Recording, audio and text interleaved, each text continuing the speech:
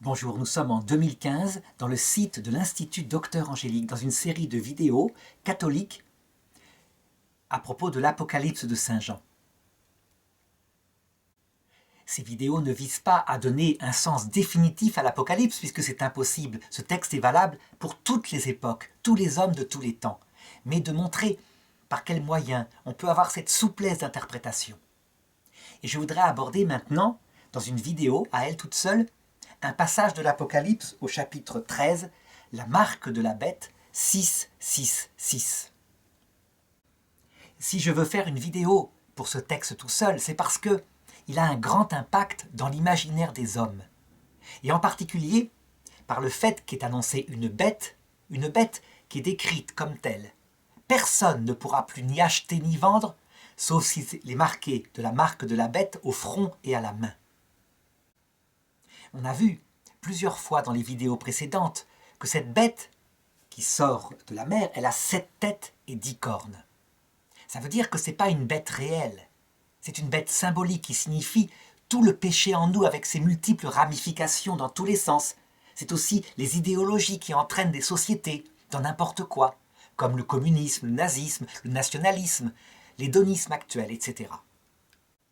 Seulement, en l'occurrence ici, ce texte-là particulier, sur le marque de la bête 666, est pris par beaucoup de gens actuellement, et sans doute à partir d'un certain protestantisme, est pris au sens littéral, si bien que depuis des années, on cherche la réalisation matérielle, au sens, je dirais, le plus matériel du terme, de cette prophétie. Depuis que je suis jeune, j'en entends parler. Par exemple, quand est sorti le Minitel, dans les années 80, 36-15, il fallait faire ça en France. Eh bien, il y avait toute une littérature qui disait 3 fois 6, 15 c'est 5 plus 1 égale 6, c'est la marque de la bête. Le Minitel devenait donc la marque du démon. Et celui qui ne se servirait pas du Minitel ne pourrait plus ni acheter ni vendre. Voilà ce qu'annonçaient des prophètes de l'époque. On voit à quel point c'était ridicule. Le Minitel, c'est un instrument qui pouvait aller sur des sites roses, pornographiques. Et là, c'était quelque chose de mauvais. Ou sur des sites positifs. Par exemple, une location de sa place de train à la SNCF. Si bien que, peu après, on a donné d'autres interprétations. Voici que sont apparus les codes barres sur les articles en vente dans les grands magasins. Et il y avait 666, c'était un code particulier, je ne peux pas indiquer, mais c'était effectivement présent. Et donc tout de suite, des gens ont dit, regardez, la marque de la bête, il s'agit d'acheter. Or, les codes sont marqués par le démon. Alors qu'en fait, quand on est un peu réaliste, d'où l'importance d'être réaliste, de ne pas être que dans l'imaginaire théologique, il faut aussi une philosophie réaliste. Acheter, vendre, c'est un moyen.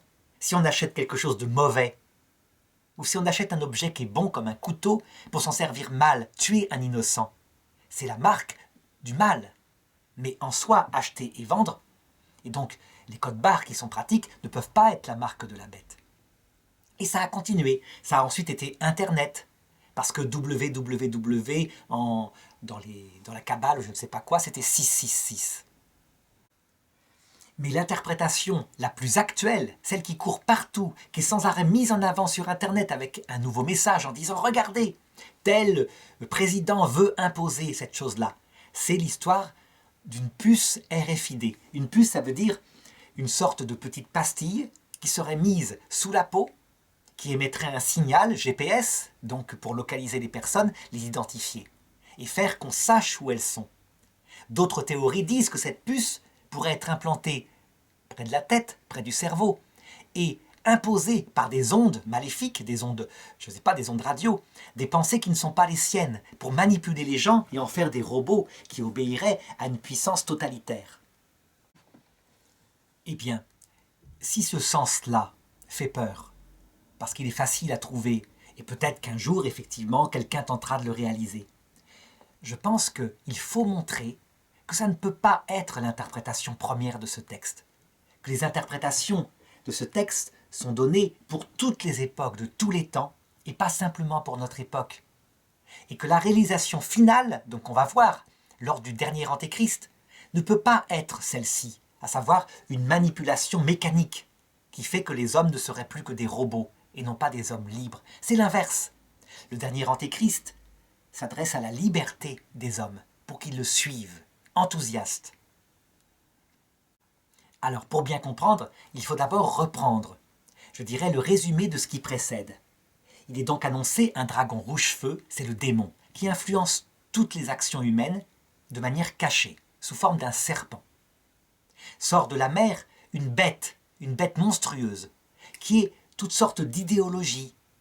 Les idéologies politiques, mais ça peut être aussi pour nous individuellement les péchés, les pensées mauvaises, comme par exemple chercher du plaisir uniquement pour soi, plaisir sexuel, et non pas, par exemple, comme un moyen au service de sa femme, de sa famille, etc. Toutes ces idéologies sont un peu la bête de la terre, parce que le mal commence en nous par une pensée. Et ensuite sort une autre bête de la terre. C'est cette bête-là qui est marquée du chiffre 666, qui réalise activement les choses. Par exemple, si je parle d'une idéologie politique, ça serait le communisme, qui prend pouvoir en Union soviétique par la révolution 1917 et qui commence à imposer sa pensée dans le monde entier par des méthodes, des ruses, de la manipulation, des services secrets. S'il s'agit du péché en nous, si je reprends l'histoire de la luxure, eh bien c'est quand un homme passe à l'acte. Par exemple, en allant sur des sites pornographiques, ou en allant voir des prostituées, ou en prenant une maîtresse. L'acte qu'il pose, évidemment, procède de la pensée. Et la pensée qu'il a eue, eh bien, la Bible dit qu'elle est influencée discrètement, très souvent. Ce n'est pas un complot, discrètement par le démon, qui appuie sur les pédales de nos défauts, comme une conduite. Mais nous ne sommes pas déterminés à cela. Nous y cédons nous-mêmes. Donc le péché vient d'abord de notre propre liberté, évidemment. Or, ce qui caractérise cette bête de la terre, donc qui peut être soit l'idéologie d'une époque, soit le péché en nous, c'est qu'elle est puissante, mais qu'elle est contre notre conscience. Si je prends un péché de luxure dans l'exemple individuel, il est évident qu'un homme ne peut pas être fier et en parler comme ça librement à sa femme. Ou alors ils sont complices dans le mal, et c'est autre chose. Donc il va plutôt se cacher. Cependant, s'il est pris un jour par sa femme, et qu'elle l'accuse de cela, eh bien on le voit. On l'a vu par exemple après mai 68, où cette idéologie du sexe libre était première en Occident. Eh bien la femme qui réclame la fidélité est mise en accusation comme étant liberticide. Je me rappelle par exemple d'une émission de radio qui m'avait frappé. C'était dans les années 2000, au moment où le sida commençait à être réglé et que certains jeunes en particulier retournaient un peu à l'idée d'une fidélité dans le couple. Voilà que cette émission interviewait deux jeunes en disant « Comment vous faites pour vous protéger du sida ?» Ils répondaient « Nous sommes fidèles ». Et l'intervieweuse, la journaliste ou la psychologue disait « Comment ça, vous êtes fidèles? Vous ne portez pas de préservatif? C'est risqué ». Et ils répondaient « Non, puisqu'on est fidèles ». Et alors, surprise par ce discours qui n'était pas habituel, elle s'est mise à les accuser de crimes, d'inconscience. Véritablement, si bien qu'ils ne pouvaient plus parler. Ils étaient comme empêchés médiatiquement parce que l'idéologie du temps était de dire que la seule prévention du sida était le préservatif, mais certainement pas la fidélité. Cette idée a couru pendant très longtemps, au point que l'abbé Pierre, un jour, qui avait tout de même parlé de fidélité dans une émission du SIDAction, avait été hué. Et bien de la même façon, à cette époque-là, il est arrivé que des hommes politiques veuillent faire disparaître l'adultère comme une faute contre le mariage, si bien que le conjoint qui exigeait la fidélité qu'on lui avait promis était mis en accusation. Il ne pouvait plus ni acheter ni vendre parce qu'il avait une pensée qui n'était pas celle du temps. Et bien, de la même façon, à chaque fois que dans un peuple, une pensée dominante prend le pouvoir, donc une bête de la mer, qu'elle est efficacement au pouvoir, on ne peut plus ni acheter ni vendre si on ne la partage pas publiquement, si on ne la confesse pas en premier. Je dirais même que le Christ marque le fait d'être résistant pour lui à l'idée de cette persécution. Il le dit, « Malheur à vous si on dit toutes sortes de choses de bien de vous. » Parce que c'est ainsi qu'on a traité les faux prophètes. Je vais l'expliquer par un exemple très concret. Il y a actuellement, en 2015, des tas de résistants contre le nazisme. Vraiment. Qui montrent à quel point c'est une grave idéologie meurtrière. Et ils ont bien raison. Seulement, ça provoque l'honneur et la gloire, et un passeport pour les médias.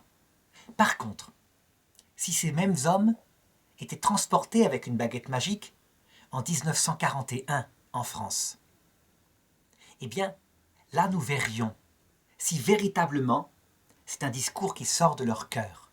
Parce qu'à l'époque, celui qui parlait comme ça mourait. De la même façon, si on parle actuellement dans l'idéologie qui est la plus dominante, qui est celle de la liberté pour jouir au jour le jour, et qu'on commence à dire en 2015 que l'euthanasie, le fait de piquer quelqu'un qui est en fin de vie, ou parce que simplement il n'a plus envie de vivre, le suicide assisté comme on le voit en Belgique, n'est pas une bonne chose, que c'est risqué, que c'est, je dirais, mettre trop facilement la mort et mettre en danger éventuellement des gens dont on estimera que la vie n'est pas digne. Si on dit ça dans les médias, alors que 80% des gens pensent autrement, on risque de ne plus être invité. Il y a donc un discours dominant actuel qui n'est pas le même qu'à l'autre époque. Un discours qui fait qu'on peut être invité dans les médias, et si on tient un autre discours, on ne sera plus invité. Cette façon de faire n'est pas seulement de la droite, de la gauche, c'est toujours quand une idéologie est dominante. Ça veut dire que si on vit à l'époque de Louis XIV, et si dans un salon, on commence à se moquer de l'idéologie dominante à l'époque, qui est le catholicisme, eh bien on ne sera plus invité. Je rappelle l'histoire de ce prêtre qui, voulant, dans la cour de Versailles, paraître, je dirais, quelqu'un d'intelligent, avait fait une démonstration brillante de l'existence de Dieu, par la raison toute seule. Et il concluait son discours qu'avait admiré beaucoup le roi, c'était peut-être Louis XVI, je ne sais plus, en disant « Et demain, je vous ferai la démonstration de l'inverse avec le même brio », et puis il avait salué d'un air mondain. Ça avait déplu profondément au roi, il n'avait plus été invité à la cour. Je voudrais prendre un autre exemple, par exemple à l'époque de Louis XV, à propos du film Ridicule, un film magnifique. À cette époque-là, la valeur dominante, c'est une apparence de christianisme, assez mondain, et c'est aussi le fait de faire des bons mots à la cour. Et voilà qu'un homme vient des Dombes pour supplier le roi de faire des travaux parce que les paysans y meurent de la malaria, il y a des moustiques partout, ce sont les marais. Et pour passer à la cour, il faut qu'il fasse des bons mots. Et voilà qu'un jour, quelqu'un lui fait une blague en public, lui fait un croc en jambe, et il tombe par terre, il est ridicule. Alors il n'est plus invité à la cour. Et rien qu'à cause de cela, cette bonne blague faite par quelqu'un qui s'est moqué de ce petit provincial, eh bien, des milliers de gens continueront de mourir avec la malaria. Ce que je veux montrer par là, c'est que de chaque époque, je dirais qu'il y a une bête de la terre, et si on n'est pas marqué au front et à la main par sa pensée dominante, alors on est mis à mort. On ne peut plus ni acheter ni vendre. À partir de ce sens principal, tous les autres sens seront valables. Et donc, éventuellement, peut-être un jour, une puce RFID sera peut-être tentée. Mais ce n'est qu'une application, je dirais, accessoire. Il y a bien plus grave. Par exemple, si on vit en Allemagne en 1944 et qu'on s'appelle Joseph Ratzinger, qu'on a 15 ans, qu'on est obligé d'aller dans les jeunesses hitlériennes, parce que tous les jeunes y vont, qu'on est obligé ensuite de tenir, avec quelques copains, un canon anti-aérien, parce qu'il faut bien se défendre des bombardiers.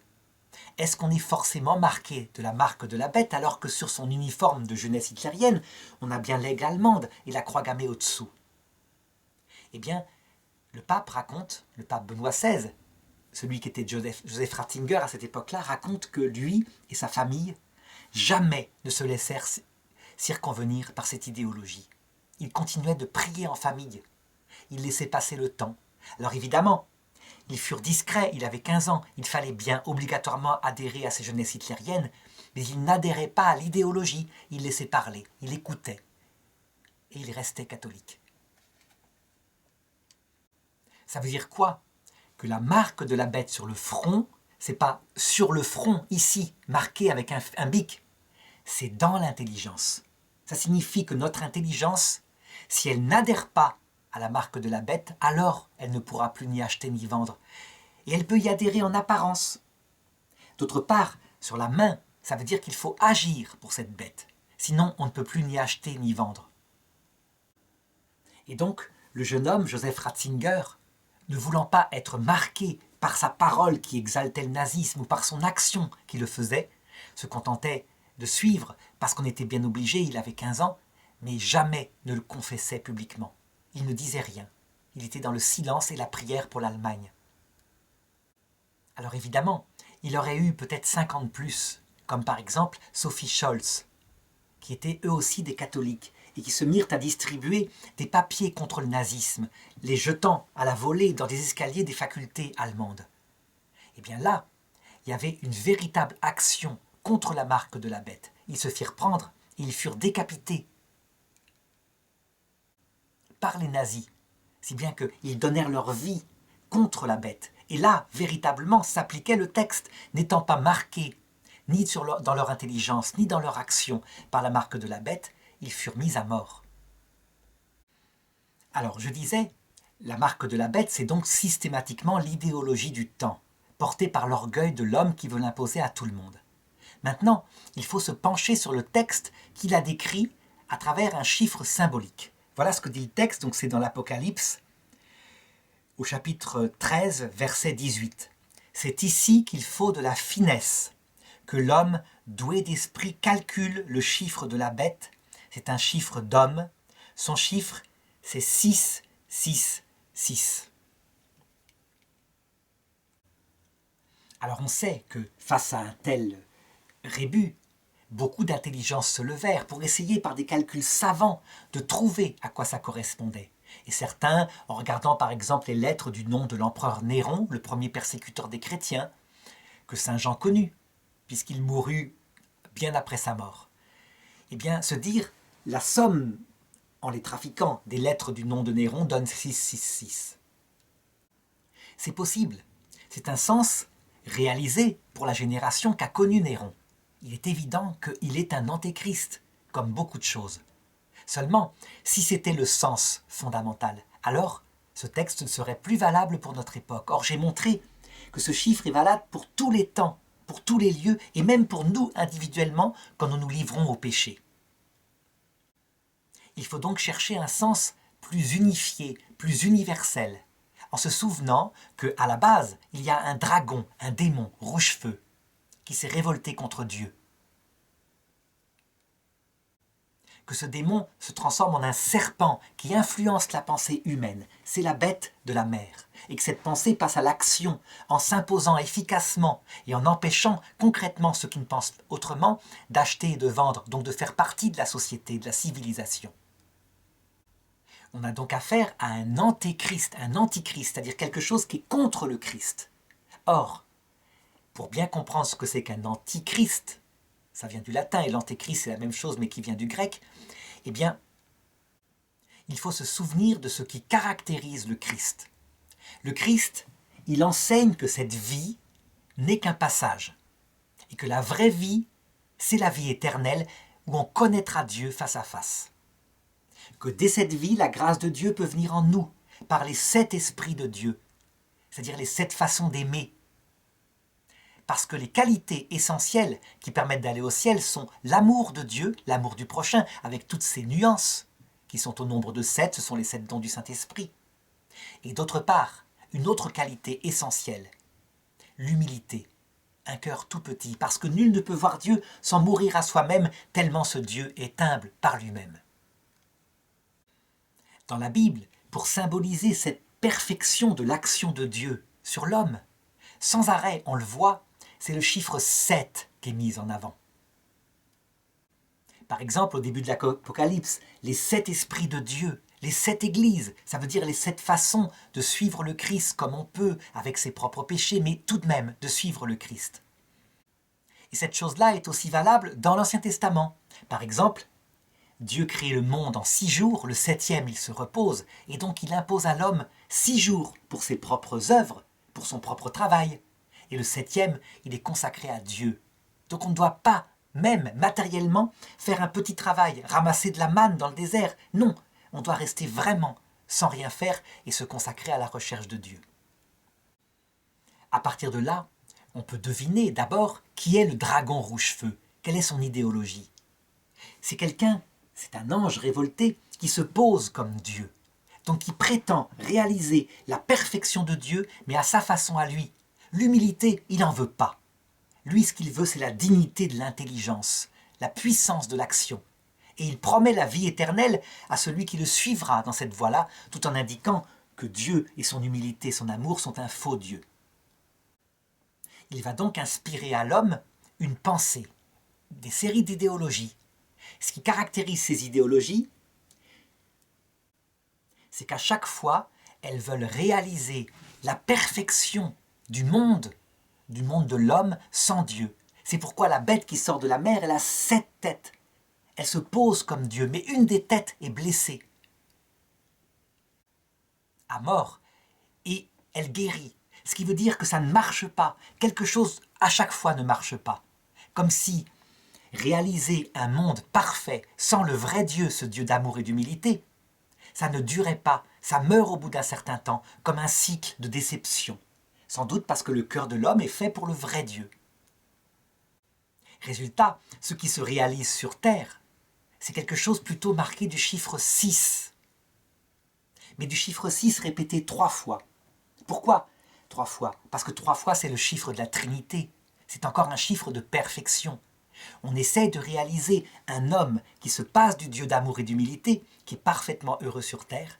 On n'y arrive pas, mais on essaye efficacement, au point que celui qui ne veut pas adhérer à cette tentative de l'époque ne pourra plus ni acheter ni vendre. La Bible dit, regardez ce chiffre, c'est un chiffre d'homme. Qu'est-ce que c'est qu'un chiffre d'homme quand il veut se passer de Dieu?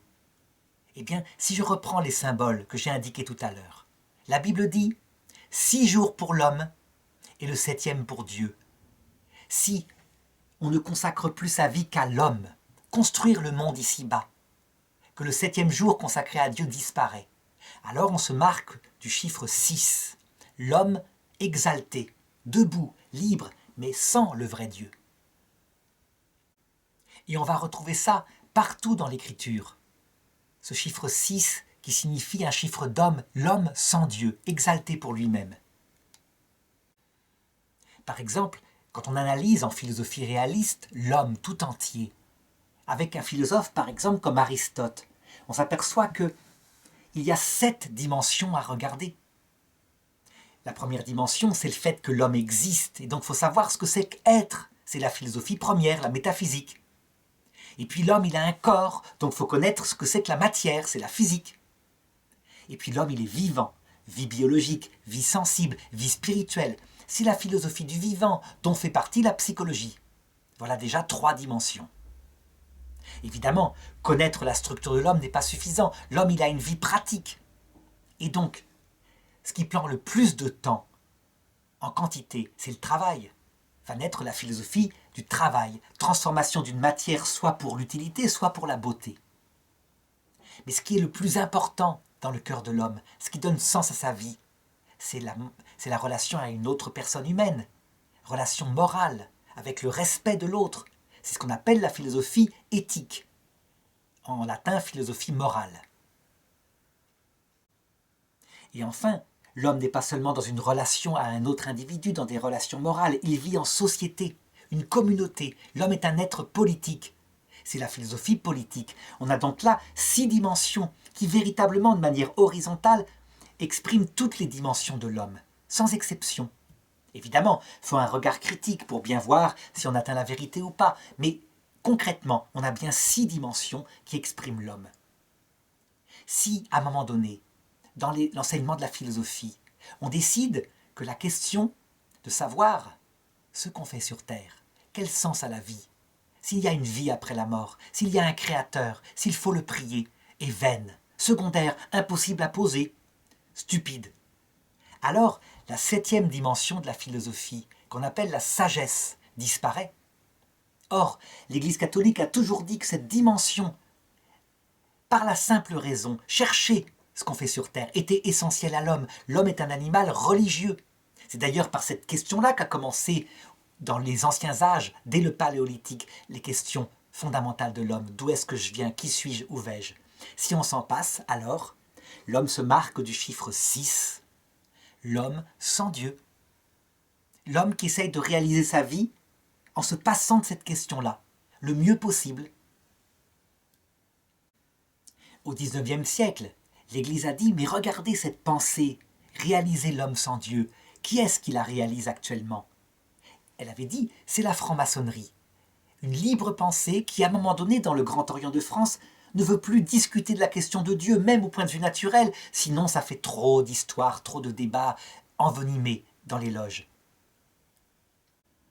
Eh bien, c'est vrai, ça a été la pensée du Grand Orient de France. Mais ce qui est remarquable, c'est que cette pensée, elle n'est pas liée seulement à cette organisation. Elle est déjà racontée dans l'Ancien Testament, dans le livre de la Sagesse, au chapitre 2. Parce qu'il n'y a pas de Dieu, alors mangeons, buvons, profitons de la vie tant qu'elle est là et persécutons celui qui s'oppose à notre pensée, qui prétend qu'il y a un Dieu. Il nous empêche librement de profiter de la vie. Donc je dirais, pour résumer, si ce chiffre 6 est répété 3 fois, c'est parce que, à chaque fois, l'idéologie qui est insufflée par le démon à l'homme, quelle que soit la période, même en période où le catholicisme est dominant, c'est la réalisation de son être, ici-bas, sur terre, sans le vrai Dieu, en s'en passant. Ou alors, si on a l'impression d'aller à la messe, d'être catholique, c'est juste parce que c'est la pensée du temps et que ça fait bien d'aller à la messe. Ça veut dire qu'on transforme la religion elle-même en l'homme sans Dieu. Au contraire, quand il arrive qu'un homme est avec Dieu, ça veut dire qu'il enseigne vraiment que ces valeurs mondaines, se faire voir, donc la gloire, avoir du plaisir ou de l'argent, sont des valeurs secondaires par rapport à l'essentiel qui est l'amour de Dieu et l'amour du prochain. Mais le vrai Dieu, donc le mépris des valeurs du monde au profit de l'amour et de l'humilité, un amour en acte qui ne se vante pas. Eh bien, il est systématiquement, à toutes les époques, persécuté. Je dis bien à toutes les époques. C'est obligatoire.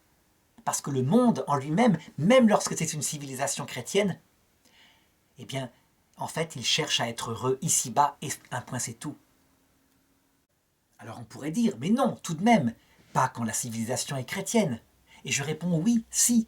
Par exemple, il faut se souvenir de Saint Louis-Marie Grignon de Montfort, ce grand prédicateur qui a réévangélisé la Bretagne, les pauvres gens, en leur prêchant le Christ par la Vierge Marie, au XVIIe siècle. Il a été méprisé par les autorités de l'Église, empêché de prêcher dans certains diocèses, parce que son message ne parlait que de l'amour de Dieu, de l'humilité, et il le faisait vraiment avec tout son cœur. Or, même dans une civilisation chrétienne, eh bien, la plupart des évêques, des prêtres, finissent par suivre une carrière. C'est pas possible autrement. Nous sommes des êtres humains. Résultat, comment échapper à la marque de la bête? Eh bien, très simplement, pour chaque époque, ce n'est pas une question de puce RFID, c'est simplement de repérer l'idéologie du temps et d'être capable de ne pas la suivre. Il faut être extrêmement courageux. Si par exemple on est un homme de médias et que, à telle époque, comme par exemple dans les années 80, on dit « la fidélité est aussi une prévention du sida », on détruit sa carrière. C'est donc un martyr qu'on va vivre. En ce qui concerne notre vie individuelle, on se sépare de la marque de la bête lorsqu'on lutte contre son péché dominant en soi, son égoïsme dominant. Je donne un exemple pour un père de famille. S'il met son bonheur peu à peu en se laissant glisser, sa finalité dans le fait d'avoir une belle maison, de la donner à sa famille, pour qu'elle soit heureuse sur terre. Si c'est un but et non plus simplement un moyen dont il sait qu'il lui sera enlevé, puisque une maison qu'on achète, de toute façon, on ne la garde pas longtemps, la vie est courte et on ne l'emmène pas dans son tombeau. Eh bien, insensiblement, cet homme qui est tout centré, dans une bonne volonté, sur l'argent pour que sa famille ait ce qu'il faut, se marque du chiffre de la bête. 6, 6, 6, l'homme sans Dieu. Si par contre, il maintient fermement l'idée que cette maison n'est que prêtée, qu'elle est passagère, qu'un jour elle lui sera enlevée, que ce qui compte, c'est ce qu'il construit pour l'éternité, avec sa famille, alors il se marque du chiffre 7, 7, 7, l'homme avec Dieu, en plénitude, avec l'Esprit Saint. Alors il me reste à voir maintenant, puisque ces textes-là sont valables, comme je l'ai dit, pour toutes les époques, est-ce qu'à la fin du monde, il ne va pas se réaliser matériellement, Donc, comme le disent ceux qui disent que le dernier antéchrist implantera une puce RFID émettant des ondes de pensée pour nous manipuler et qu'on le suive. Eh bien, je répondrai, c'est une interprétation absolument fausse. Si quelqu'un avait voulu faire ça, c'était l'époque, par exemple, de l'empereur Qin Shi Huangdi, le fondateur de la Chine. Lui, il aurait rêvé d'avoir un tel moyen, transformer son peuple en un peuple de fourmis à ses ordres. Oui, parce que c'était un antéchrist d'une autre époque, d'une époque de barbarie. Mais le plus grand des antéchrists à la fin du monde. Il réalisera sur terre, dit saint Paul, le mystère de l'iniquité. Ça veut dire qu'il présentera au monde une alternative à ce qu'il appellera le faux Dieu, celui de l'humilité et de l'amour, pour que le monde le suive. Et il dira, il y a une vie éternelle, et cette vie éternelle est donnée aux hommes dignes, debout, individuels, qui choisissent eux-mêmes le bien et le mal, pas à ceux qui se vautrent dans l'obéissance à ce faux Dieu qui les voulait dominer. Pour convaincre les gens d'une telle idéologie qui exalte la liberté individuelle, il ne faut pas en faire des esclaves manipulés par des ondes. Bien au contraire, il faut qu'ils la choisissent en ayant pesé le pour et le contre. C'est pourquoi le dernier antéchrist, loin d'être une idéologie totalitaire manipulatrice, s'adresse à la liberté d'hommes libres et cultivés. De la même façon, à l'heure de la mort, lorsque le démon apparaît, il apparaît sous forme du dragon, symboliquement, ça veut dire sous forme de sa dignité, de sa vraie révolte. Et quand il dit à un être humain « Viens, suis-moi dans ma révolte », il s'adresse à sa liberté. Il veut qu'il y aille librement, avec un péché contre l'Esprit Saint. Le péché contre l'Esprit Saint, on le sait, par opposition au péché contre le Père, qui est un péché de faiblesse, parce qu'on attribue au Père dans la Trinité la puissance, par opposition au péché contre le Fils, qui est un péché d'ignorance, on ne sait pas ce qu'on fait, parce qu'on attribue dans la Trinité au Fils la connaissance. Le péché contre l'Esprit Saint procédant du Père, donc de la puissance, de la maîtrise de soi, et du Fils, donc de la connaissance, de la lucidité, le péché contre l'Esprit Saint, c'est donc un péché parfaitement maîtrisé par un homme qui n'est pas faible, et parfaitement lucide, ça veut dire par un homme qui sait ce que c'est que l'enfer. La liberté qui y règne et le malheur qui y règne parce qu'on est seul et qu'on est fait pour voir Dieu. Quelqu'un qui sait ce que c'est que le paradis et qui trouve que c'est un inconvénient que le paradis, parce qu'on est dans l'humilité totale et l'amour de Dieu. Si cet homme choisit l'enfer, c'est pas parce qu'il est manipulé par une onde, par une puce RFID, mais c'est parce qu'il s'y maintiendra éternellement, à chaque fois, à chaque seconde de l'éternité. Il dira à Dieu, jamais je n'accepterai de me soumettre à l'humilité, à l'amour. Je réclame la vision béatifique avec Lucifer parce que je la mérite. Donc c'est l'inverse de cette interprétation par des puces RFID. Alors évidemment, si Dieu permettra que le dernier antéchrist, donc la bête de la terre finale, avec son idéologie, donc celle de l'enfer, la bête de la mer, comme je l'ai indiqué, un paradis existe pour les hommes libres et indépendants. S'il permettra que cette idéologie se réalise efficacement dans le monde entier, les gens de la terre entière, comme l'indique le texte, c'est parce qu'il sait qu'il en fera sortir du bien et du salut. Tout simplement parce que les gens de cette génération, nos petits-enfants, nos arrière-petits-enfants, nous seront du ciel, nous les aiderons. Eh bien, ils goûteront ce que c'est que l'enfer, en suivant cette bête. Or, l'enfer, ça donne au début quelque chose d'exaltant. La bête ressemble à un agneau, elle a comme lui 2 cornes. Mais en fait, c'est quelque chose comme un tigre. Ça veut dire que très vite, ça déçoit. Et l'idée même que la vie éternelle que promet cet antéchrist continue comme c'est sur terre, ça veut dire on est libre, on fait ce qu'on veut quand on veut, on est indépendant. Et on n'a personne à aimer parce qu'on ne pense qu'à soi. Et dès qu'on construit un couple, ça s'écroule parce que chacun ne pense qu'à soi.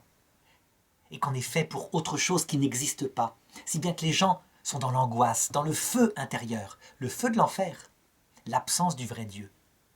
Ayant expérimenté ça pendant un certain temps sur terre, lorsque le vrai Dieu revient, le Christ dans sa gloire à la fin du monde, avec son amour qui éclate visiblement, les gens se repentent, tombent à genoux en masse et demandent pardon et se convertissent à lui. Sauf, évidemment, ceux qui suivent librement la bête jusque face au Christ. Et là, ils se mettent eux-mêmes en enfer éternel. Donc, pour conclure, cette interprétation par la puce RFID, il faut en sortir, elle est secondaire. Elle est valable à des tas d'époques, elle aurait été valable si des tyrans avaient pu la posséder, mais plus le monde sera libre, moins elle sera possible. Ce qui n'empêchera absolument pas, par contre, la manipulation de la liberté, parce que la bête ressemble à un agneau. Donc, comment peut-on se prémunir de ce dernier antéchrist? Pas en luttant à mort contre les puces RFID, combat, je dirais, d'arrière-garde, mais en se formant avec son intelligence pour distinguer ce qui ressemble au bien et qui vient du diable, marqué de chiffre 666, et ce qui vient de Dieu, la vie éternelle fondée sur l'amour de charité et l'humilité.